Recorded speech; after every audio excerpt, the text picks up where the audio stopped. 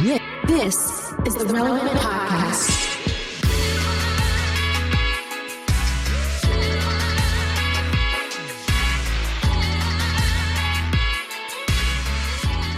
It's episode 1213, and it's the Relevant Podcast here in Orlando. I'm your host, Cameron Strang, and joining me from Loverland, Virginia, it's Jesse Carey. Hello, hello. From Nashville, our managing editor, downtown Emily Brown. Hey, y'all. And that's it. The guys are off today. We have a fun show coming up. Jerry from Parks and Rec, Jim O'Hare, joins us today. He has a new book out about Parks and Rec, which we love Parks and Rec, so we're very excited about this. It's an all-time show, and if I were a character like him, I would just become Jerry at that point. Right. Like, why even bother calling yourself Jim at this point? I know respect to Jim. I got to do the interview, and it was very fun. He is Jerry. Like, just the whole time I was like, I'm not talking to this random Jim O'Hare. I'm talking to Jerry. Like, he is that character. Well, who's Brian Burmonger or whatever? Oh, Brian Burmonger, yeah. From The Office. Kevin. He's not Kevin. No. Like, Kevin really is an act, right? Yeah. So you're saying Jim is Jerry? Yeah, and I like straight up asked him. I think about halfway through the interview, it came up naturally where I was like, how much of the character is really you? He did admit, I think Jerry falls more than he does. Okay. So wasn't that the thing with that show is like all the characters in the show were just slightly exaggerated versions of the real people. Like, Aubrey Plaza was, Chris Pratt was basically a version of Chris Pratt. Like, they were all just slightly exaggerated versions of the real people. But I do feel like when you're in that, like when you're on like a real banger of a show that people will watch and rewatch and that people have a real affection for, you've just got it made forever. Like there are now commercials with like the cast of Modern Family in a very similar like home that's supposed to look like Jay and Gloria's or like the the kitchen or whatever. And they're never acknowledging that they are the characters, but clearly and you see the same thing, like minor characters from The Office will pop up in commercials like that from time to time, and sort of like self-referential. But this is how you know you got it made. Like I go to a lot of AAA baseball, like minor league baseball games. Very fun for a little price.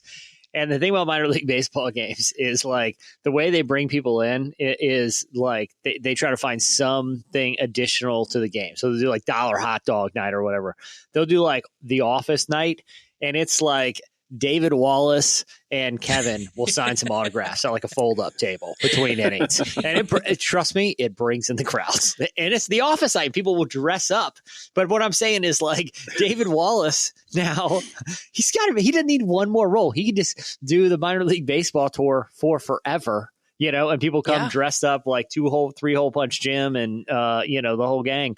And you got it made. I bet Jerry could do the same thing. They could do Parks and Rec night. It's just Jerry at a card table signing especially photos. Now that he has a new book out about inside stories from Parks and Rec. I mean, he actually could literally go sign those forever. He's been doing kind of a rewatch podcast of Parks and Rec with someone else. And so that's like what inspired him to do the book was he realized like, he has all these little stories that people actually want to hear. So he goes like behind the scenes and I don't know, talks about it and stuff. So we talked about how he had a career obviously before Parks and Rec, but no one really knew his name. And then after Parks and Rec, like that's pretty much all he does now is Parks and Rec's related stuff.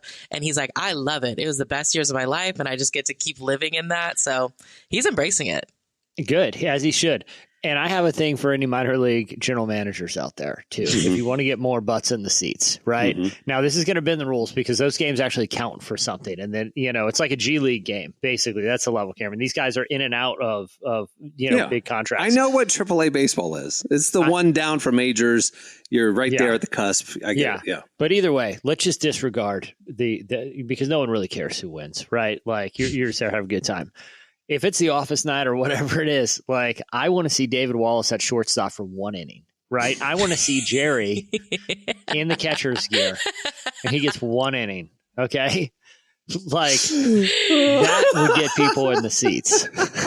You guys have heard my theory that the ceremonial first pitch should count, right? Yeah, it should count. And all because baseball it's games. Because otherwise it's not a first pitch. Yeah. It is a pointless act. It was actually part of the game. So like I said, someone just freaking took George H.W. Bush yard. Like he lobs in a he lobs a 45-mile-an-hour barely in the middle of the play. Just a big meatball. Cranks it, yeah. And just takes it out. But I think the same thing for those novelty nights at minor league parks. The celebrities should have to suit up and get one inning, you know?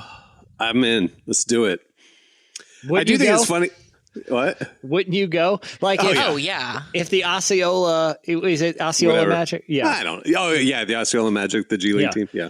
Because I'm sure at some point, the G League is going to start. I think baseball is more expensive to have because you get the big stadium and all that. But like, if you could see a promotion where if it was, let's say it's Creed from The Office. Would you rather go meet him at a card table and get him to sign a headshot or whatever? Or would you rather see him in the game for 5 minutes of magic basketball, I would feel bad because there's people playing for their lives. They're really trying to make the league, or they're developing. Creed might be playing for his life. I could see him doing that. I just feel bad that the players would feel like they're being made fun of. Well, you know what? Sorry, they know what they're signing up playing for. a sport for a living. No, they're signing up for trying to get into the majors. They're trying to make the league. They're not like, I'm just going to fart around and be a fool. They're not the banana Savannas or whatever. The Savannah Bananas. Well, listen, if they are humiliated by having to play with minor characters from early aughts sitcoms, maybe it's a little bit more motivating to kick it up a notch in the gym. I think your idea works for double A and single A. Triple A, we got to say, all right, they're playing serious baseball here, but like. You get your double A teams. Yeah, I think we should. The more serious the baseball, the funnier it is. It's basically major league level competition, and you just have someone who's only out there. It's like an aging Tony Danza doing one last for the 40 years of Who's the Boss minor league tour, and we got him out in center. And they're cracking a fly ball. Let's see what he can do out there. Let's see who's the boss now. Let's see who's the boss now. Oh, my gosh. All right. At the end of the show, we have you guys send them in. We have a life advice segment where you guys send us in your questions, but it's the Thanksgiving edition.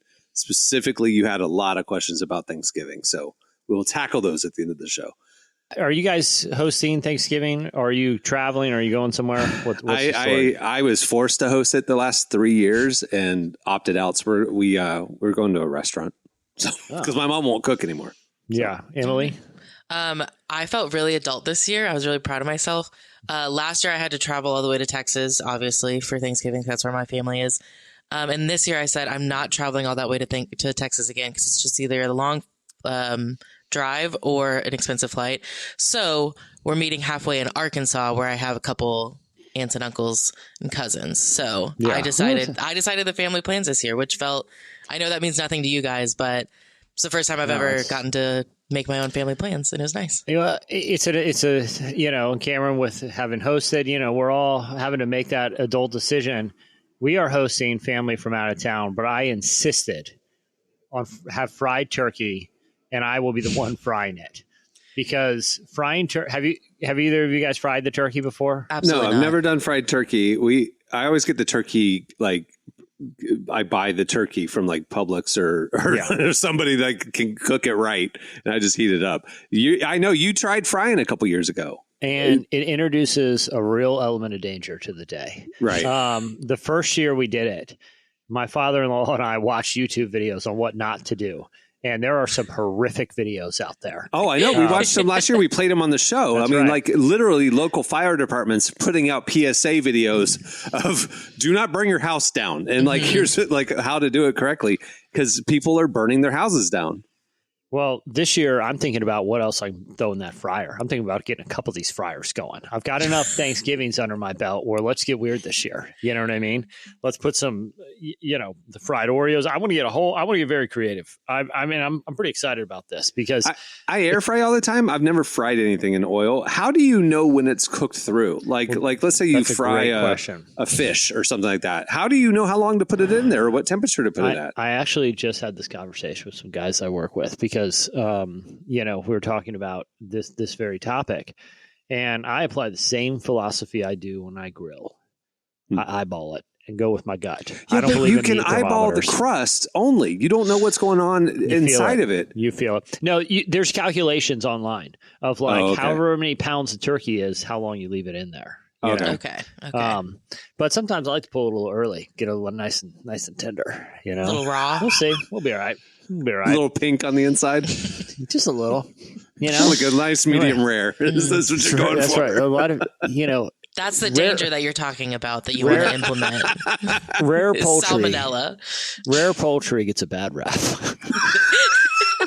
It does for legitimate reasons, but yes, you're right. It does get a bad rap. That is true.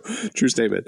Oh man, that's my thing. Is I would experiment with air fryers more but the fear is you can only eyeball the outside. So I just don't know what's going on in the dead middle of whatever it is that I threw in there. You could do what I do is hastily Google it. You could also check it and then just put it back. How do you check it? Like a meat thermomometer? Yeah, or cut it open or something and then put it back in. It's fine. I've never used a meat thermometer. I don't know. Yeah, I don't believe in them. I think the only time I would need one is steaks, but I know how to tell the temperature of a steak based on how soft or hard it is. You can tell with your hand and your thumb, like right here in between your thumb and your whatever. That's rare, and then as you go down your as it gets more firm, medium rare, and you can just test it with your utensil, to see kind of what's going on the inside. Plus, rare meat, who cares? You're not going to get sick. Rare, real talk last weekend. We had a long weekend. Dana was really tired. I was I'm taking care of dinner tonight. And I didn't have any plan. I just walked into the grocery store, zero plan, right? I'm just going to walk around and it's going to hit me. Hamburger helper. No, they had a pack of steaks that was about to expire. It was a really good deal. They had 1 day left, So I got those bad boys. Were they gray? The edges. Trim it right off. You can't call it gray meat. Dana, I got dinner. Gray meat, right everybody. But I bet it was probably $2 or something like that, something insanely cheap. It was 6 steaks for $15. It was a great deal. It's a great That's deal. One step above dog food, man. It was a fantastic deal. And then so I was all right, well, I got a good deal in steaks. I can splurge here. So I walked over to the seafood counter. Okay. And I was kind of looking around. I was like, dude, they got lobster tails in here. Oh my God. Were they gray? Don't buy gray. No, well, it doesn't matter. They were natural lobster color, and they were on ice, and they were $5 a piece. I was like, dude, with the money I saved on steak, I could buy 4 of these, and we do a little surf and turf. The whole everyone in the family is lobster tail.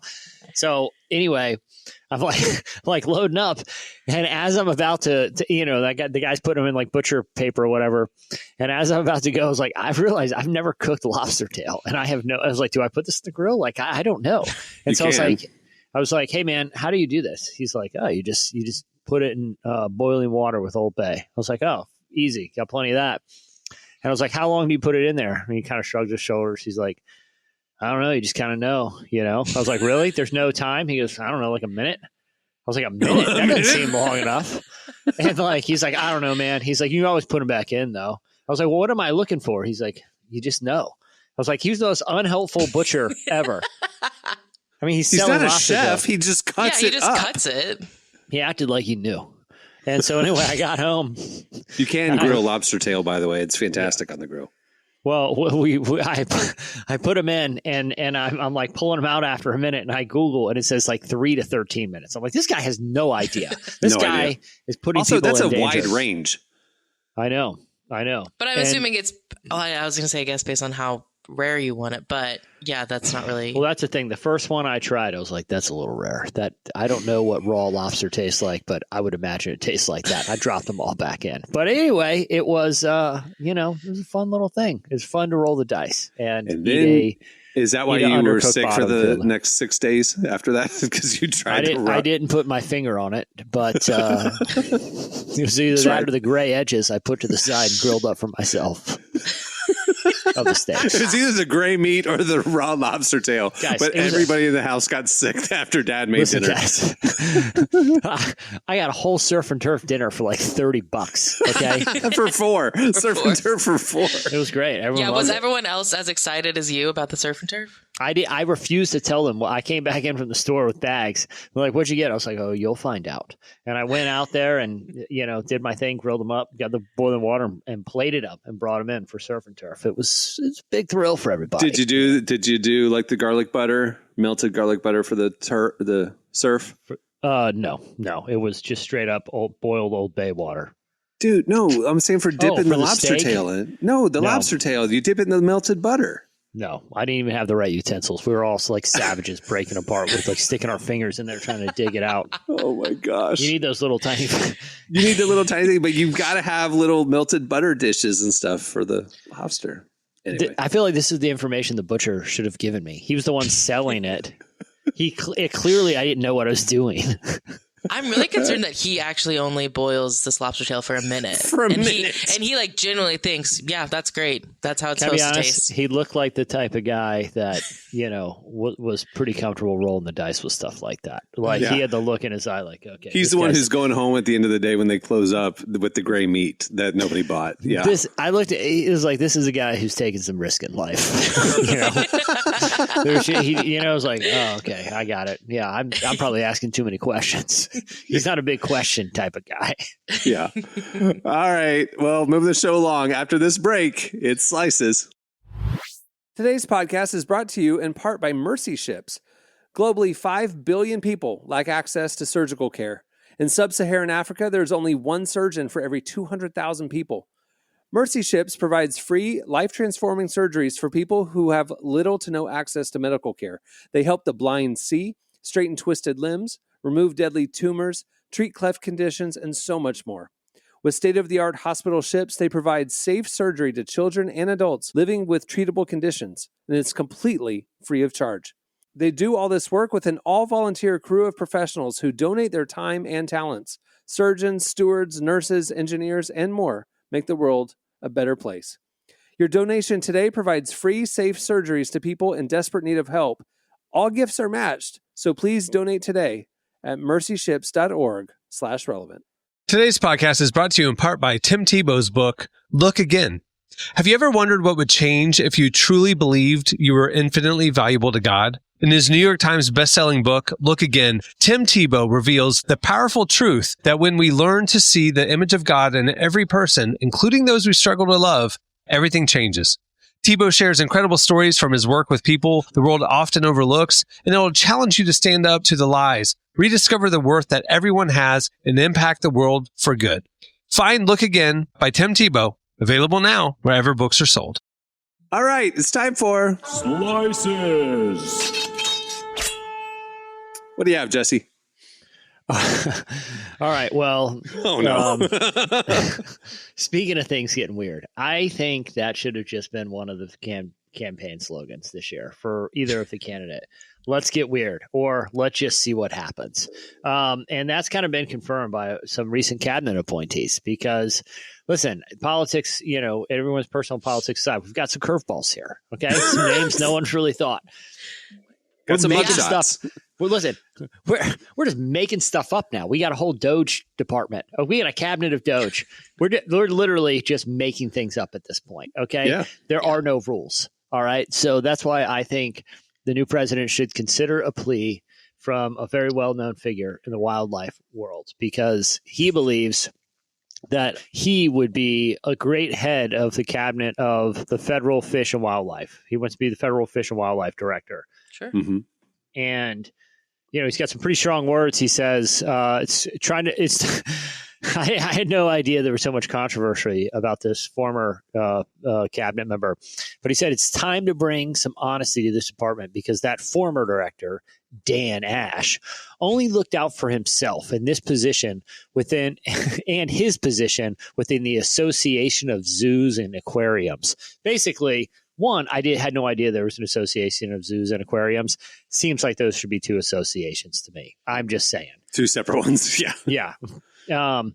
But evidently there's some corruption there because this person who is vying for this position thinks Dan Ash didn't do a great job. He could do a better job.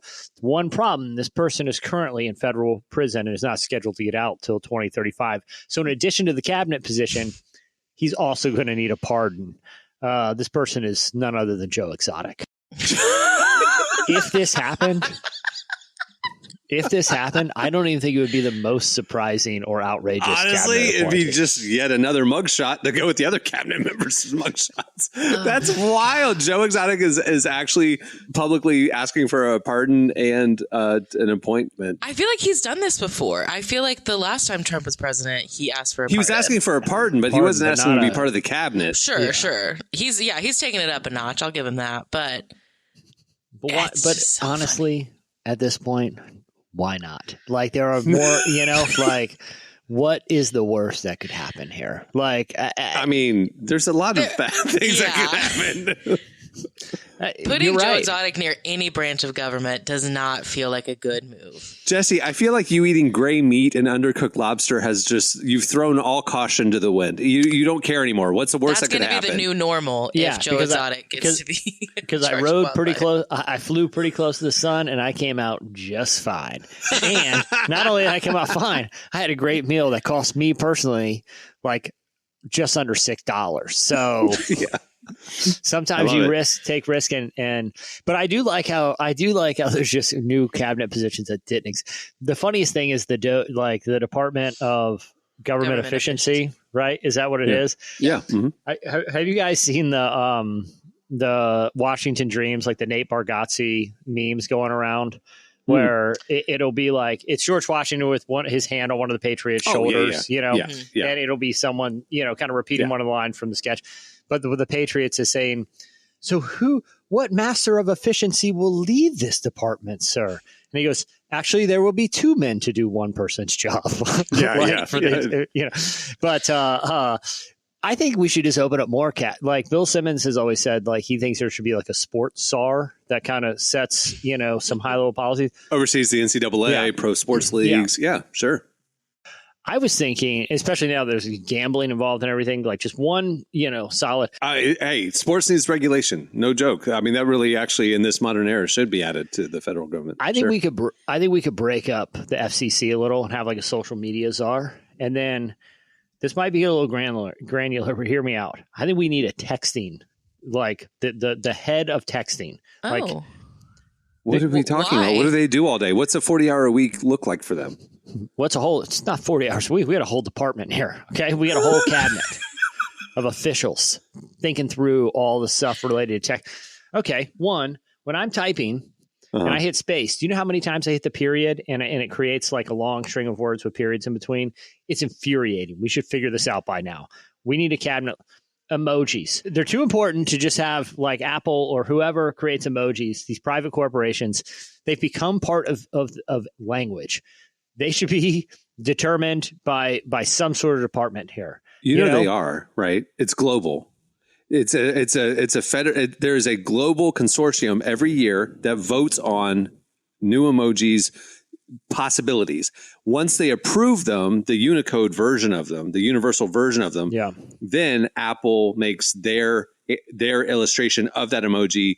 Google, Android makes their version, and others can. That's why they'll look a little different if you're in Google Chat or if you're on an Android phone or if you're at Apple. But they're all coming from the same code, which is approved and voted on by tech leaders globally every year. I'm uncomfortable with some one world government of emoji experts. This is an American thing. Okay? This is an American thing. Okay. Well, what if you're texting somebody who lives in the UK? There needs to be a universal. Unfortunately, under the new cabinet, texting people outside the country is now illegal. It's a national security issue. I don't like it. It's got something to do with tariffs. That's what I know. I just think we need to bring it in house. I think it's just gotten a little fast and loose out there. That's all. Yeah. You know, I think, there should be also like, remember like the food pyramid? It was just suggestions. Yeah. The FDA. Yeah. Uh-huh. Yeah. I think they should have suggestions for text message etiquette too, released by the federal government. So we don't all like you should have there. It should be federal policy. You get 48-hour window to respond to something. Like this should just be. There's just a whole range of issues that I feel like I said, if we're just making stuff up at this point anyway, like I said, we got a Doge report. Why not just make a couple more? That's all I'm saying. You know. So your solution to the Department of Government Efficiency is to add more government. Well, yes. Yeah, it is. Okay, got it. Okay, just check. Let's expand what we're trying to make more efficient. Got it. Okay. I mean, again, if we are making things up at this point, we might as well. I do feel like every election, whenever cabinet appointments come around, I am always reminded that there are a lot of cabinets that I have no idea exist. Like, it's always shocking to me. Like what? I don't know. I thought there was like 12. I literally thought it was like they had a meeting around a table. I just feel like I see some that I'm like, oh, I didn't know that was a thing. And at this point, I just kind of accept. Like, honestly, I didn't realize that the Department of Government Efficiency, because I hadn't seen like the Doge part of it yet. Like I saw like the full name. I assumed that was like already an established cabinet, and then I read like, oh, that's a new one. Okay, cool. Okay, first of all, there's 15 cabinet positions. 15. I feel like there's more than that. I feel like I've seen the White House 75 people's names this week thrown out. No. These aren't cabinet positions. They're just departments and stuff like that. That would be under a certain cabinet. Sure. Okay. I guess that's what I mean. Is there's not cabinets, then department. Well, while there's millions. That's what I'm saying. Like, but that's what I'm saying. Like the department heads, not just the 15 cabinet heads, the department heads. There's always so many departments that I'm like, I didn't even know this existed. Like, why is this person? What are they doing? Well, while we're at it, if the Association of Zoos and Aquariums are going to break up for obvious reasons, I think both of those deserve their own cabinet head, just because it'd be hilarious to have a secretary of zoos. And like, it's just, hey man, we got someone establishing zoo policy up in Washington, just thinking about zoos all the time. You want Joe Exotic heading up zoo policy? I think we saw with our own eyes that that's not a good idea.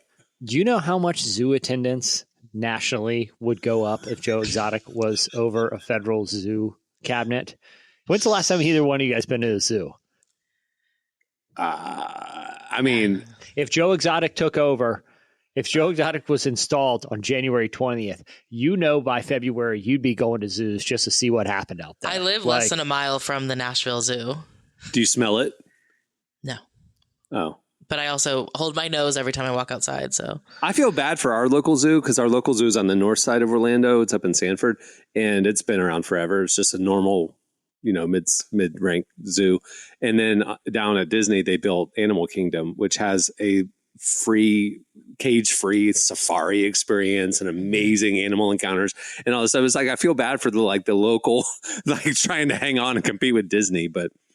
So anyway, to answer your question, I've been on the safari at Animal Kingdom not that long ago, but I have not been to the local zoo since a field trip in third grade. So if Joe Exotic was running things, I guarantee attendance would go up just out of the curiosity. Yeah, what's different now?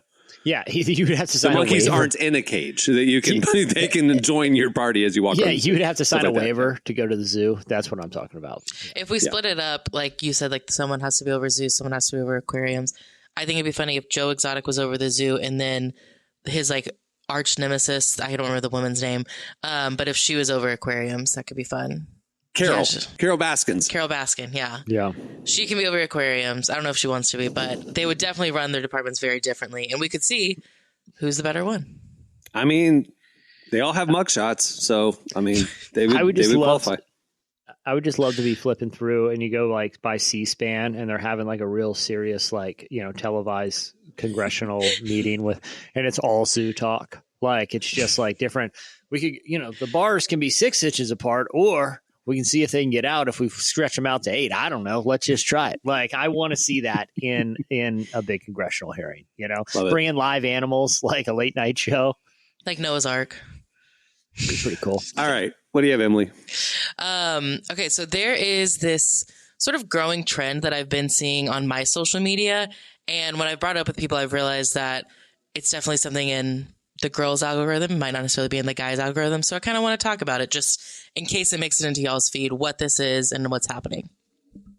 Have either of you guys seen anything about this 4B movement? that is going on right now. Jesse, have you? Like, I don't know enough about it to talk about it in an informed way, but I've seen it referenced. I'll say that. So I saw a post, Lisa Bevere reposted somebody like last week that was about 4B. And I called Emily and said, what's this about? Like, what is this? And so I know about it because Emily, you told me about it. But since that conversation, I don't know if it's just now I'm noticing it more because I know what it is, but I have absolutely seen it, including this morning. I saw it mentioned on somebody's TikTok. So, what's going on with it? Yeah, I think most people, like, within the last week and a half is the first time they've ever seen the 4B movement, which makes sense. Post-election, like, I saw a ton of content, people bringing it up. But it actually started in South Korea back in 2016, and it's been going on in South Korea for the last almost 10 years. 4B is shorthand for 4 Korean words that all start with the letter B. I will not be pronouncing them because I would not be anywhere close to them. But the 4 words translate to no marriage, no childbirth, no dating, and no sex with men. And so the whole point of this movement is women saying that they are pretty much abstaining from all things men, or at least like romantic relationships with men, in order to sort of like establish autonomy and say, like, I'm in charge of what I want to do with my life and I don't need a man anymore. And it's an interesting movement. I don't think it's taking off in the US, though. I think people are bringing it up because they want it to take off, but everyone is like not really latching onto it. And there's some funny jokes about it. Where I've seen it is like girls saying dating is such a cesspool now, or the first dates are so awkward now. I'm just going to join 4B, like that. Yeah. So I'm seeing it as kind of a joke that I'm over how toxic the dating culture is. What is it? Is it in response to something specific or just the idea of relationships that have dependent dynamics? Well, I mean, think about Korea, though. I mean, I would think there would probably be a patriarchy dynamic that's pretty significant. So this sounds like it's a rebellion movement against that. Right? Yeah. And that's what it started with. A lot of women in South Korea were like, we just feel like we're being mistreated. We're feeling like you're second-class citizens. Exactly. Yeah. And so they have said, like, if you are going to kind of not see us as equals, we are not going to try to treat you as equals. And so they're living separately. And like, honestly, it's been kind of successful in South Korea. They actually have like a really low birth rate that they're actually struggling with because women actually are. Yeah. Yeah. So it's not internet jokes like in the US. It's like affecting birth rate. Holy cow. So statistically, in order to keep a population steady in the US, in any country, women need to have about 2 kids in order to maintain the population. South Korea's birth rate is every woman's having 0.81 kids. Like they're having way less than what they need to maintain the population. So it's like declining each year. Is there are there specific social things that they want to see changed, or is it kind of, more, I guess, kind of like an umbrella response to patriarchal, is that the right adjective for that? Patriarchal. Sort of injustices, or are there like specific things they want to see changed? Yeah, there are some specific outcomes. Like they don't have necessarily a specific, like, we need X amount of women in power, but they do want more women in power, whether that's politically, whether that's in jobs, things like that. Also some health stuff. They feel like their health care is disregarded and men are prioritized. So there's some different things on that. So yes, there's things they're looking for and they feel like they haven't happened yet. So that's why it's still happening in South Korea. It's so interesting that it jumped from South Korea to the US. Mm-hmm. I mean, I know K-pop is a big thing and stuff. Culturally, there's a lot of connection with Korean culture, but it's interesting that it went this way instead of like more into the more Asian countries, or maybe it is. I don't know. Yeah, I've really only seen it in South Korea. I knew about it a couple months ago because I have a friend living in South Korea who she shared a post about it, and I thought that was really interesting. I never imagined it would come to the U.S., so I think it's interesting that it's come up now. But again, I don't think it's going to take off. Most people I see are saying like they're really only going to do it just because the dating pool is so negative. I think it's funny that I guess I've technically been a part of the 4B movement for my life because I'm not married and I don't have kids and I'm not having I guess I'm a 4B'er. I don't know what the word is. So that's kind of what Lisa Bevere's post was kind of saying, kind of like, hey, Christian women, like, this is good. We should celebrate this. This is, no premarital sex and like women are embracing this for other reasons than just spiritual reasons. So like we should be, celebrating this.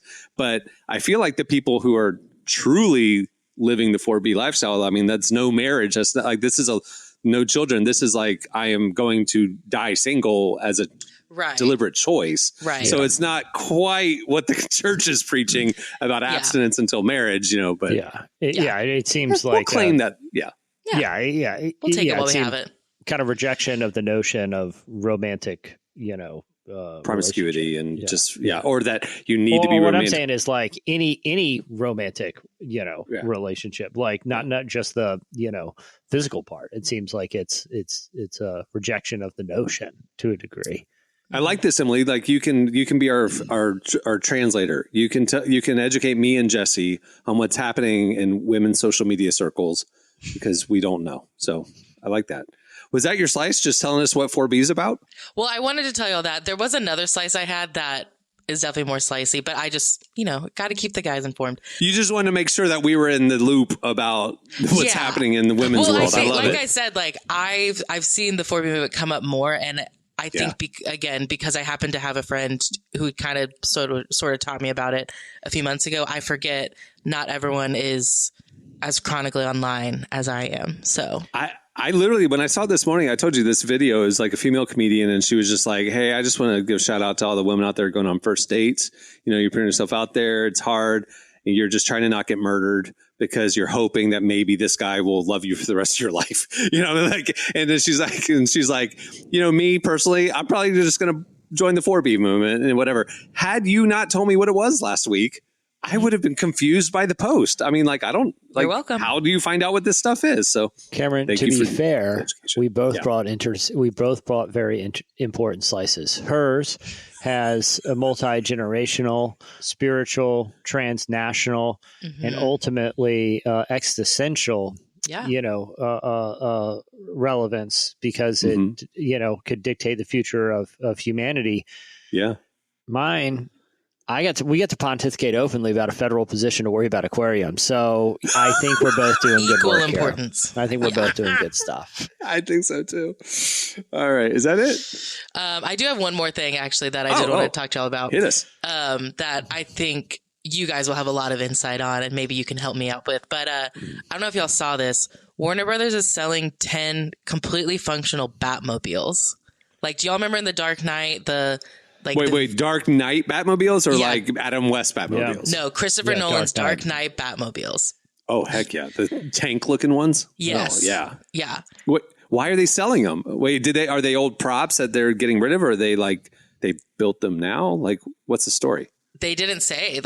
From what I've seen, they just came up with them and are selling them. I assume they're old props that they're like, I guess we got to get rid of these at some point. I think they're drivable though. Yeah, no, they're fully functional, which I will say, I kind of get a little triggered seeing Cybertrucks because they're so ugly. I would not be triggered if I saw a Batmobile. I would actually be pretty thrilled if I saw one of those on the street. Can I be honest, though? If you were to say, look, you can take one of these, because they almost look like tanks or some sort of like four-wheeler type of, thing. Or you could take that Adam West purple convertible with those big, cool 1960s Bubbles. fins on it. Yeah. I think I'm taking the Adam West. I think I'd be more impressed if one of those rolled by. I think the swag factor is way higher on an old Adam West Batmobile. Oh, no way. I'm all Christopher Nolan. I'm in on that one. Do you remember, Jesse, like one of the, they obviously shot all three of the Nolan movies in Chicago. We know that's the Gotham. Yeah. You remember the summer we were at Lollapalooza and they were shooting, I think, the second Nolan film while we were there? Dark Knight, yeah. Yeah, they were we were staying at a hotel in downtown Chicago, right on the river, and they shot a lot of the chase scenes and stuff. If you know Chicago's downtown, there's a lower layer to it. That's where they pick up the trash and things like that. That's why there's no trash on the streets, and any emergency vehicles can get around without traffic and all that. That's where they shot a lot of the chase scenes and all that. I'm talking to the listeners, but there was also stuff above ground and like explosions and cars flipping over and stuff. And we were there at Lollapalooza in the middle of summer. And they were blocking off a lot of the downtown streets because overnight they were shooting chase scenes, car scenes, things like that. And I remember one morning just walking out of the front door of the hotel to go down to the festival. Like there was all the aftermath of what they had shot the night before. There's like cars flipped over. It looked like a bomb exploded and war happened right in front of our hotel in downtown Chicago. It was super cool. Like obviously we hadn't seen the movie yet, but just like seeing like it was like real stuff. That's what I love about those Batman movies. It doesn't look like CG. Yeah. It looks like real effects, and like no, it's real effects. We saw the shooting and stuff. It was really awesome. Did you see any of the actors? Like, could you make out who they were? No, they weren't shooting during the day. It was like all night scenes. Oh, gotcha. Yeah. So we saw it the next morning. But, gotcha. Yeah. Yeah, I love Dark Knight. It actually, fun fact for everyone, it is the movie that made me love movies. I saw it when I was in middle school, and I realized, this is what movies could be. And that is why it's always one of my top 10s. Seems like that's a little mature for a middle schooler. Middle school girl. I mean, it's about a psychotic. I saw it in theater with my dad. It's about a psychotic terrorist that self-mutilated his face and is taking hostages. It seems like a pretty intense decision to take a fifth grader. Not gonna lie. Okay, when did it come out? 2000. I was 12. Okay. Wow. Big difference. Yeah. Oh, sorry. 11. Sorry. You were in sixth grade, not fifth grade. I was doing the math thinking I was like, it was way big. Let me do the math. That was a summer block. Oh, it was the summer after fifth grade. My bad. Your dad is it's when I became an adult that summer. Yeah. By the way, I just sent you guys a picture of the Adam West Batmobile. I think when you see it, when you're reminded, you're like, okay, that's the right choice. That thing is, if that thing rolled up. Wait, that actually is pretty sweet. I would legitimately be more impressed to see that roll in. How much are these? How much are they going for, Emily? You didn't mention.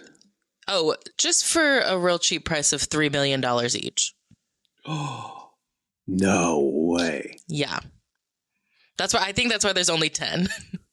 So Warner Brothers, the movie industry is doing so bad right now. They're selling stuff. That's so they what can I make think. $30 million. They haven't said that, but I kind of have a feeling like Warner Brothers, which they are actually struggling, like they are in. I don't know how much they're in debt, but there's been a lot of reports that they are struggling financially. I do think they're selling this to get money. Well, I don't want to jump to editorial question of the week, and this is kind of a weird one, but like. So I don't know if it warrants a question of the week, but if you could have any car from a movie, but here's the caveat, you can't sell it. You actually have to drive it around. Okay. You can never sell it. There's the obvious ones. There's like the Ghostbusters and the DeLorean. There's Batmobiles. Which one are you taking? Any car from a movie? See, unfortunately, the first thing that came to mind was the Mystery Machine from Scooby-Doo, but I don't actually want that. Okay. I was saying, first of all, it's animated. I forgot there was live action in your generation. The live action Scooby-Doo was probably more prevalent than the animation. DeLorean, no question. 100%, no question. With the flux capacitor in it, that's the one. Yeah. I don't know. I feel like the obvious ones are some of the cool ones from Fast and Furious, or even. But those aren't iconically from a movie. Those are just great cars, Yeah, but I feel like if you rolled up in one that like Dom Toretto had, people would recognize it. Go straight Tokyo Drift, just a bunch of like drifter cars, like little speed. The A-Team van is sweet. Do you guys remember the A-Team? Yeah, sure, A-Team van, sure. Yeah. There's a lot. It's similar to your Mystery Machine, Emily, but it's black instead of purple. Just the same thing. Blue, but okay. Yeah. I just Googled it for a refresher. I mean, honestly, like you could probably purchase a van just like this for not that much for a very achievable amount. But if it's still operating, a 40-year-old van, 50-year-old van, I don't know if they would be. You can get a resto mod. They'll restore those and bring. But could you imagine if someone rolled up and because the A-Team, it's not like it has this cult following. Like it was a pretty corny show. They no one is just Mr. T was a star. Like it knew what it was. Like no one is out there just fanboying for A-Team. Like when they did the movie remake with like Bradley Cooper, I don't know, 15 years ago, it was a big flop. There's no A-Team fanboys. I would just love to see someone just fully commit to the A-Team van and just roll up everywhere. And they were like, oh, big fan of the A-Team. They're like, no, not really. It's just, I just wanted the van really bad. The show was terrible. It's just a cool car. Yeah. All right. Well, that'll do it for Slices. Make sure to check out relevantmagazine.com every day where we're covering stuff like that and a lot more at the intersection of faith and culture. Thanks. All right. Stay tuned after this break. Jim O'Hare joins us. Today's podcast is brought to you in part by John Mark Comer's book, Garden City, a book that speaks to the tension we all feel between work, rest, and purpose. The New York Times bestselling author John Mark Comer takes us to the scriptures to identify what it really means to be human and flips the script on the idea that who you are matters, not what you do. He shows that God created us for meaningful work and meaningful rest. Both matter. This book helps you ask and answer the big questions. Does God care where I work? Is there a direction for my life? So you can discern God's heart for your calling, your rhythms, and the way His Spirit wants to shape every part of your life. If you're longing for purpose and a more grounded way to live, check out the new hardcover edition of Garden City wherever books are sold. Well, today's show is brought to you in part by the new book, God, the Science, the Evidence. We talk a lot about faith, but how often do we talk about science in the same breath? You might be surprised to discover just how deeply the two actually agree. For centuries, science has been used to dismiss the idea of God, but today an intellectual revolution is underway. Modern discoveries in physics, cosmology, and biology are consistently revealing the same truth: creation isn't an accident. That profound reversal is what engineers Michel-Yves Bolloré and Olivier Bonassi investigate in their international bestseller, God, the Science, the Evidence. This book is a rigorous, evidence-based critique of materialism, inviting you to explore over a dozen scientific, philosophical, and historical domains. It shows that what was once seemed impossible, that science could point to a creator, is now supported by a vast and convergent body of evidence. With over 400,000 copies sold in Europe, this book is sparking a global debate. It's thoughtful, fascinating, and a powerful reminder that reason itself affirms the existence of God. Learn more and find out where you can purchase your copy today by visiting godthesciencetheevidence.com. Today's podcast is brought to you in part by Erwin McManus's book, The Barbarian Way. Some books don't just inspire you, they confront you. The Barbarian Way, now celebrating its 20th anniversary, is one of those books. If you felt the pull of God towards something deeper and wilder than the safe, predictable version of faith that we settle for, McManus reminds us that following Jesus was never meant to be tame. It's meant to awaken courage, passion, and purpose God placed inside us. He draws from the wild stories of Abel, Noah, Moses, Rahab, and others to remind us that following God wasn't meant to be tame. Safe faith isn't working. Step into the story God is writing for you. Choose passion, choose boldness, choose the Barbarian Way. Available now wherever books are sold. Well, our guest today is Jim O'Hare. You know him as Jerry from Parks and Rec. He's releasing a brand new book called Welcome to Pawnee that goes behind the scenes of one of our favorite sitcoms. He sat down with Emily to tell us more about his time on the show, including how he almost ended up as a very different character. Here's our conversation with Jim O'Hare.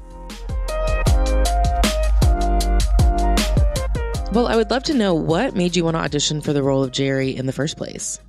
Well, at first I auditioned for Ron Swanson. It was the hot show at the time, and it was the untitled Amy Poehler project. That's all I knew of it.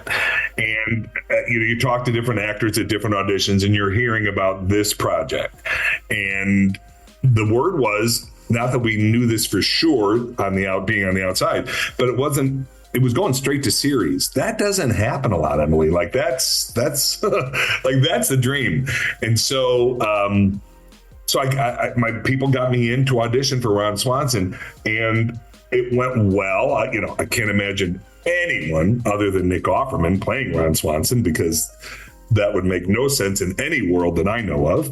But it was, I did my version of what I thought Ron would be. And then I had a fun connection with Mike and Greg in the room.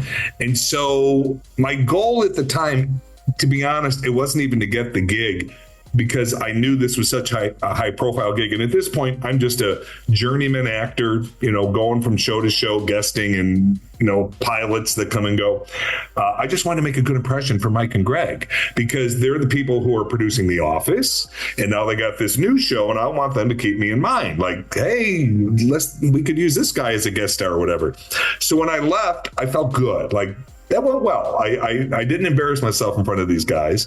And also Allison Jones, who was the casting director, who is I think one of the greatest casting directors who's ever been in that position.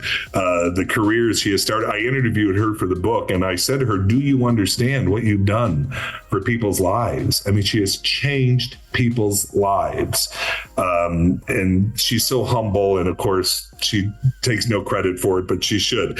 But anyway, like 2 weeks later, I get a call from my agent, and they said, you know that Amy Poehler project, they want you to read for a different role, a guy named Jerry. Okay. They didn't hate me, I guess, a couple of weeks ago. So there really was no Jerry, technically. They had to create some material for people to audition with. And when I got to the audition, Emily, I realized, because a lot of times when you go to an audition, you're going to see a lot of people like you. There's going to be, in my case, the big guy, whatever, the comedy, whatever. But in this room, it was everybody. There was Asian and African American and white, so color was all over the place. There was big, there was small, there was tall, there was short. So they didn't know what they were looking for, which is a little that could be a little scary, because now you're opening up your competition to a lot more people. But I went in the room, I did the audition, and it felt good, but that means nothing, because believe me, I've left a lot of auditions feeling good and never heard another word, believe me. But they called and they said they want to put you on this show, and they were really, really sweet about it, because they told my reps, we want to be honest with you. We have 6 regular characters on this show, and we have to service them, because they have to. They got to, so they didn't know what it meant for me. Am I going to be there in an episode, 2 episodes? No one knew. And so my reps were concerned for me, which was sweet, but they're like, are you sure you want to do this? Because you don't want to feel like a background player. And there's nothing wrong with being a background player, other than at this point in my career, I had only, at this point, I'm only doing guest stars or featured roles or something like that. But for me, Emily, it was a no-brainer, because I was such a fan of The Office, and I knew what had happened to Kevin and Phyllis and Stanley and Oscar, and Angela. So for me, it was a no-brainer. And I thought, worst case scenario, I sit on this set with people like Amy Poehler for a couple of weeks, and I have a good time and life goes on. But then whatever miracle happened. And then, of course, when I interviewed Greg Daniels, he told me, and this is something I did not know, he said they knew from the beginning I would be sticking around. I said, no one ever told me that. And I said, for a guy who's always nervous about everything, he goes, I'm so sorry. He goes, I just thought you knew. No, I did not know, Greg. I was always terrified. And then season 2, they made Retta and I, in the middle of the season, they told us we were going to become series regulars. And that was one of the most exciting phone calls I've ever gotten in my life. I remember I was in line getting a rental car in Miami. I forget what I was even doing in Miami. And my manager calls and she goes, hi, they want to start the paperwork for you to be a series regular. I yelled in the line. I went, yes, in the line of maybe Hertz. I don't know, whatever car I was renting. Because that's a fun phone call. When Retta and I went back for the next episode, they did this big announcement for us, in front of everybody, in front of the writers and the producers. And it was just lovely, really special.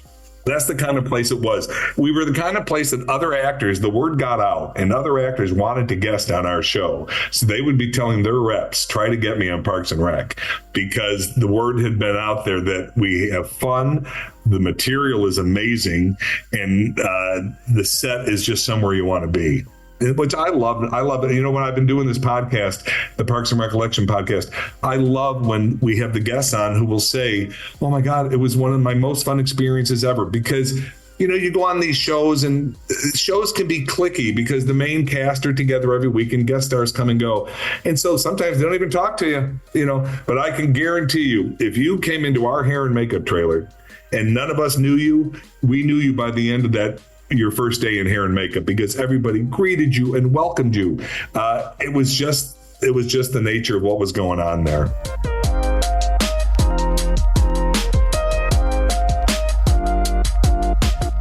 I recently finished a rewatch of Parks and Rec, and I personally was surprised at how much hope is in each episode. As you've rewatched it for the Parks and Recollection podcast that you co-host, has there been anything surprising that stuck out to you? I just wish I could have known, because when you say stressful, Emily, you're not, we would all be on these this text chain, because in May, now they still do upfronts a little bit, but in the old days, upfront was the big moment. What shows are coming, what shows are going. And we never, shows like The Office, they knew every year they were coming back. Like they had, and for an actor, there's no greater gift than wrapping a season and knowing, I'll see you guys in August because we're going to be back. We never had that until the last couple of seasons. No, it was, I just, if I could look back and just say to myself, relax, it's all going to be fine. But we would be texting, what have you heard? What have you heard? Amy would go, I haven't heard anything. And then Mike would jump in, Mike Shore, and go, you guys, I don't know anything. Because Rob Lowe tells a story. He once went to fly to New York because his show got picked up, whatever the show was. And when he landed, they said, no, it's not happening now. It's being pulled. So, this stuff is so fluid. So every year, I wish I could have enjoyed knowing that we had a future. I think that's what I would have enjoyed more. But there was also something pretty cool about when you are on the edge of your seat and you finally get that text saying, you guys, we got another season. And let me tell you, Emily, there's screaming and there's yelling. And again, it's not just because it's a job. For an actor, of course, we want a job.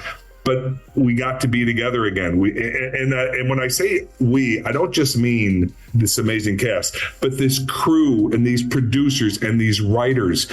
It all came together. These are people that I love. I love them. The thought of not getting a goodbye would have just killed me. So it was, it was a mixed blessing. But no, if I could look back, I just would say, take a breath and don't be so panicky. Because Retta jokes all the time, because Retta and I, we shared a trailer, not inside that we split a trailer. I had one side, she had the other. And she, so we were always with each other. If you couldn't find me, you looked in her trailer. If you couldn't find her, you looked in my trailer. And she'd be like, okay, you got to relax. I go, I know, but there's so much writing on this. She goes, I know, but there's nothing we can do about it. And Mike Shore used to always say to us, you guys, all we can do is the work. We can't control anything else. So let's every week just put out this amazing show and then everything will fall into place. And he was 100% right.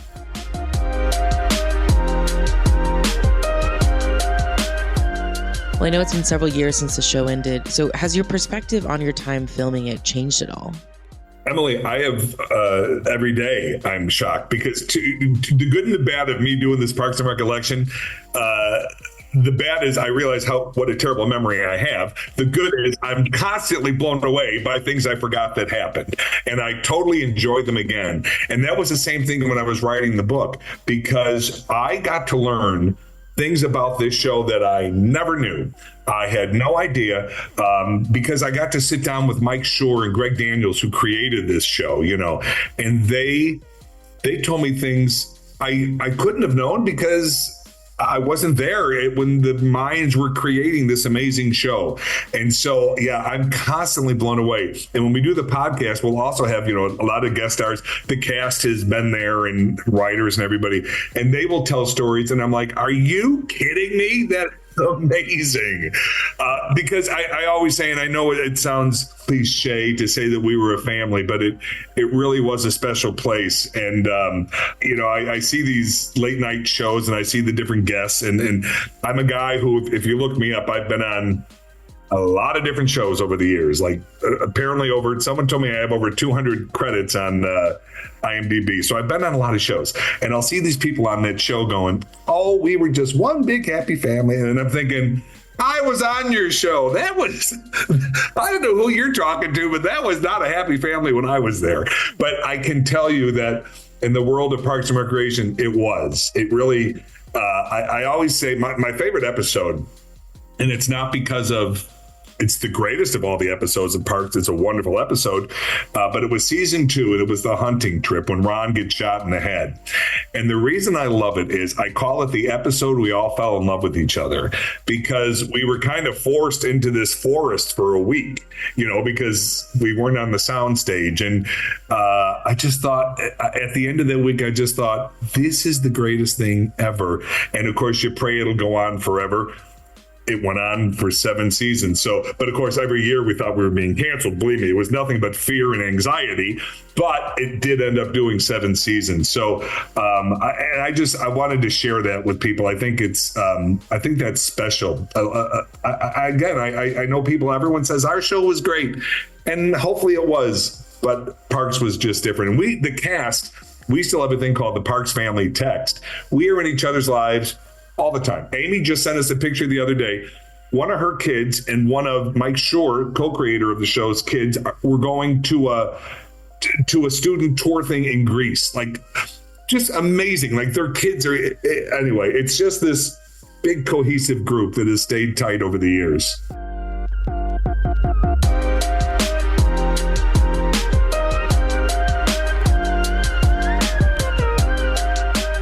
That was Jim O'Hare. Make sure to check out his new book, Welcome to Pawnee. All right, stay tuned. Up next, we've got Life Advice, Thanksgiving edition.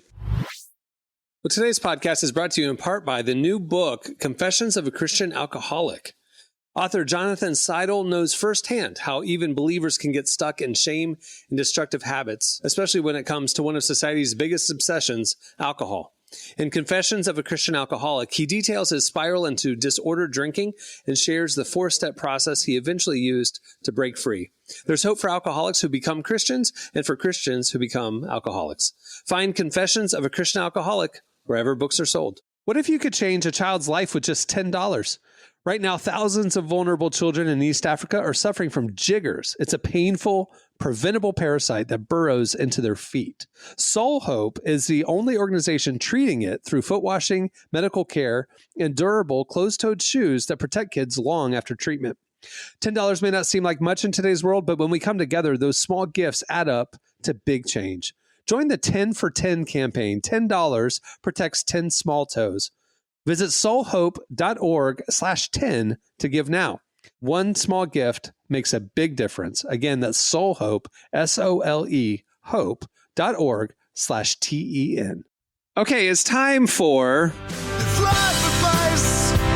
It's life advice. Life advice, Thanksgiving edition. Life Advice Thanksgiving edition. You guys hit us up with your very serious life conundrums that you are thinking about looking at Thanksgiving next week. So I sent all of your questions to the team. Here we go. Well, a lot of these I can't relate to the people because I'm reading through some of these, and my family does a lot of these. But my family insists on holding hands in a circle for the Thanksgiving prayer, but I hate it. How do I politely escape without causing a scene? Well, Mike, you're not escaping, but you can prevent it in future years. One of 2 ways. One, go up to the member of the family who looks equally uncomfortable, some gruff uncle or something.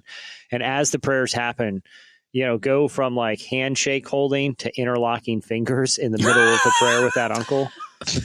Trust me, he's going to be the one next year that breaks this party up.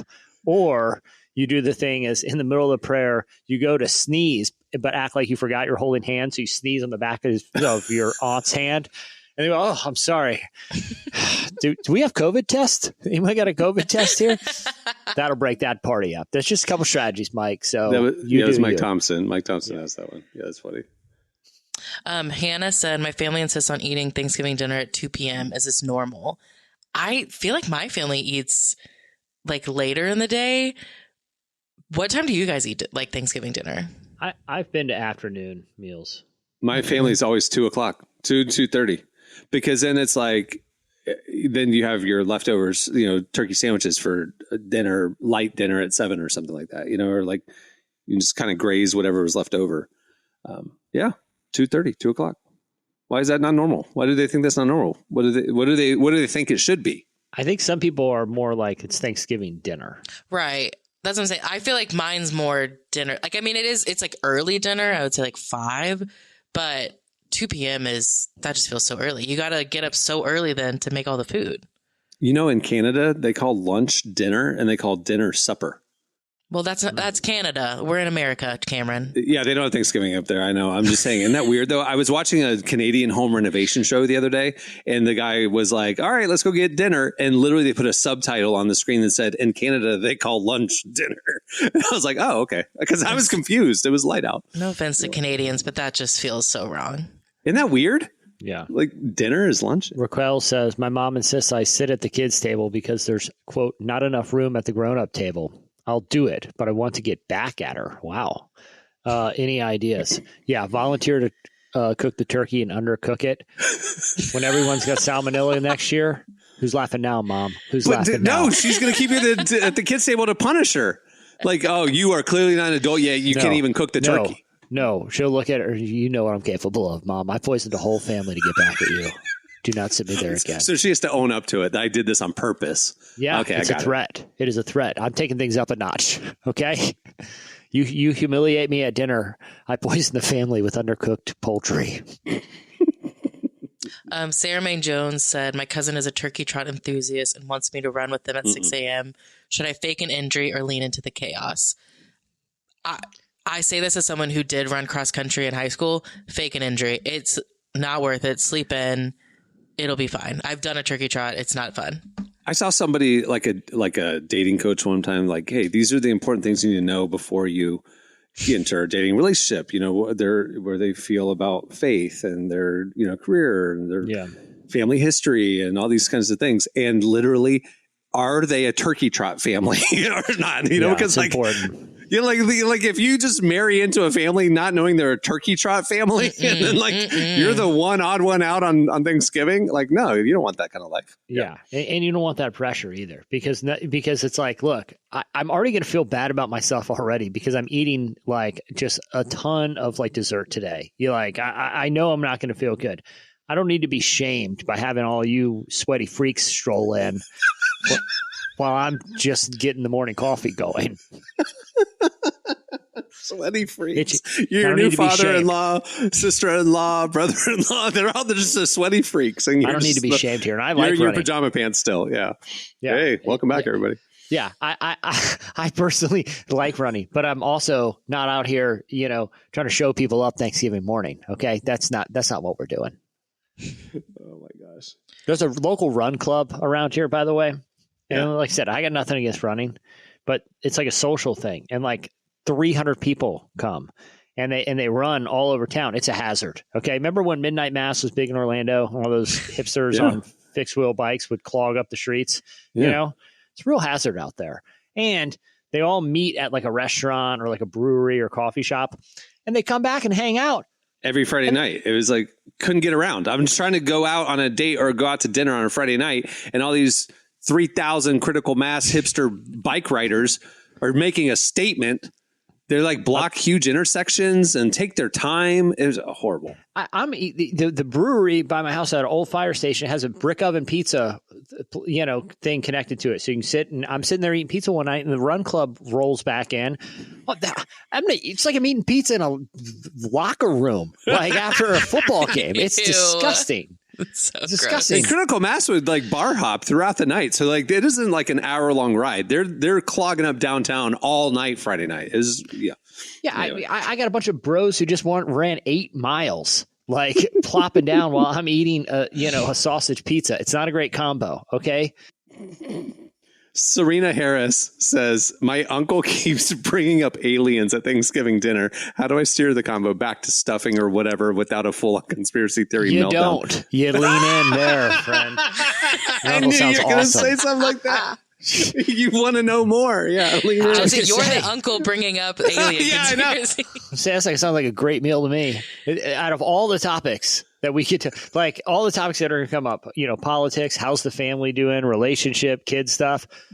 I'd rather talk aliens, to be honest. Like, this year there'll be a lot of content with all these hearings going on. That's what I'm saying. Your uncle some wild stuff being said on the government record right now. I'd be like, Uncle Frank, you want to help me out by the turkey fryer? Usually one man job, but I think me and you should go out and have a chit chat outside. We got a lot to catch up on. Yeah, lot to catch up on the aliens. Speaking of the turkey fryer, Chris Thorne says, I tried to fry a turkey last year and it didn't go great. So now my wife won't let me do it again. How can I hide it from her and get away with it? I'm thinking this is a Jesse question. Yeah, well, I'm assuming it didn't go great, and even though you did it outside as instructed, unfortunately, what's this person's name? Hold on a second. David? Chris Thorne. Chris Thorne. Unfortunately, Chris, there's only one way to hide it, and it's going to increase the danger quite a bit because you're going to have to go up in the attic. Now, that insulation is very flammable, and if it even gets close to that searing pot of boiling oil, you're going to have a pretty serious house fire in your hands. Yeah, but that's rough. It's really your only option here. Just mind the insulation. Got it. All right, last one. There's a few left. There's a bunch left, but last one. Let's see. Okay, I'm hosting Thanksgiving for the first time this year. My family isn't big football fans. So what do we do post Thanksgiving? Look at the user's name. Dill the Pickle. It's Dill. I guess it's Dylan. I would probably bring up some alien stuff, and depending on the tone of the family, they might want to say, can we turn football on? Just make it. I would just fire up the alien talk and see where it goes, because you might get your football after all. But no, you say the whole family isn't big football fans. He's not saying he wants to watch football. He's like, I just don't know. I'm hosting for the first time, and I don't know what to do to entertain them. Yeah, well, you're out of luck because all my family does sit around and watch football after. So I really don't know what we talk about. My family's big game people, so we pull out a bunch of different games or card games or whatever. My family, the aunts and moms and stuff go off to the kitchen table to do puzzles, and then the men hang out in the family room, and there will be a football game on, but like nobody cares, and so they're just sitting there talking about like political stuff. I don't have anywhere to go afterwards. It's like I have to avoid both. So I usually end up just sidling up to the puzzle, but it's not fun. Well, next year there'll be a lot to talk about. You hear about this new aquarium policy? Man, I can't believe those little pirate chests at the bottom that outlawed. No longer a thing. I don't know where they're getting this. That's going to be the big governmental policy, is regulating that there's no pirate ship decorations. They quickly realized it was a misstep to have a whole cabinet to worry about aquariums, and they ran out of issues very quickly. So now they're having to micromanage it, Got it. Yeah. The price you pay. All right. Well, that'll do it for It's life advice. It's life advice. Life advice, Thanksgiving edition. Life Advice Thanksgiving edition. Well, before we wrap up, I want to thank Jim O'Hare for joining us today. Make sure to check out his new book, Welcome to Pawnee. And if you have not rewatched Parks and Rec, it holds up. It only gets better and better and better. I had in my head that it started kind of weak and it didn't figure itself out for a couple seasons. That is not true. It's good on season 1. Go watch it. It just gets better as it goes along. All right. Also, talking about getting better with age, go check out relevantmagazine.com. Every day we are covering the intersection of faith, culture, life, justice, everything in between. And if you want to get our best content, make sure to sign up for our daily newsletter, Relevant Today, which goes out every weekday with our top 5 trending stories right to your inbox. Also, follow us on all the socials. We have a lot coming up, and you don't want to miss a thing. All right. On that note, we'll wrap it up. I'm Cameron Strang. I'm Jesse Carey. I'm Emily Brown. We'll see you on Friday. Have a great week, everyone.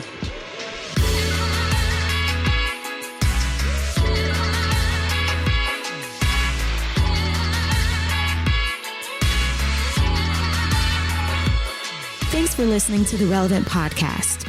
Check out our features, interviews, and news updates every day at relevantmagazine.com. And make sure to follow Relevant on Facebook, Twitter, and Instagram for the latest. For more great podcasts, browse the shows on the Relevant Podcast Network, which you can find at our site. And while you're there, don't miss the all-new era of Relevant Magazine.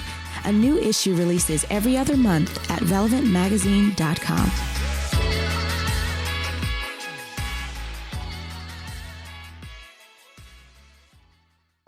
Let's see who's the boss now. Relevant Podcast Network.